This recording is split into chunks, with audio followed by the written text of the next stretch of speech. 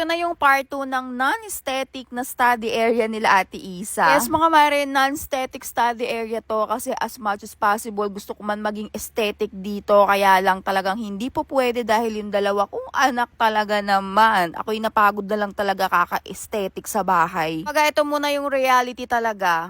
Since malaki yung study table na nabili namin mga mare ko, inilipat namin or nag-relocate kami ng mga gamit kasi mga mima masasakop siya. So itong pinaka-toy organizer na to, inilagay ko dito sa may bandarine. Para nang sa ganon, hindi nakahambalang yung table mga mare ko. At perfect na perfect dito sa sulok na to yung table. Eh nilinis ko na nga lang din mga mare dahil meron pa palang nakatirang kalat dito. Nunasan ko na rin mga mare ko yung natirang kalat-kalat dito at parang isang taon yata tong hindi nalinis yung sulok na to. O diba mga mare ko, napaka-perfect ng table doon. Swak na swak siya doon. Itignan yung ganito-ganito lang yung study area nila pero Diyos ko, napagod talaga ako maghapon. At kalagitnaan nga ng paglilinis ko mga mare ko, may nararamdaman akong masakit at nasa lubsob pa nga tayo mga mare. Diyos ko naman, pagod na mima, nasa lubsob pa. Kaya rin naman talaga ako nagtatagal mga mare ko dahil nga talaga kila Ate Isa at Via na talaga namang excited at very thankful nga si Ate Isa at napapayakap pa. At ginaya naman syempre ni Via. Narinig ko nga yung sinabi ni Ate Isa na thank you mommy, I have a new place to study. Eh talaga namang napawi talaga lahat ng pagod ko sa araw na to. Hindi ko naman masyadong sinasawa yung mga bata. Kumbaga ini-incorporate ko rin sila. Inuutusan ko rin sila mga mare kasi yung mga ganyan simple things kagaya ng ginagawa ni Isa, pinakabit ko yung puzzle. Eh kayang-kaya na niya 6 pieces nga pala yung puzzle mat na to pero 4 lang yung ilalagay ko para hindi masyadong mag-consume ng space. Kung naghahanap kayo ng puzzle mat na matibay at 2 taon na yan sa amin, magtatatlo na mga mare ko, ayan,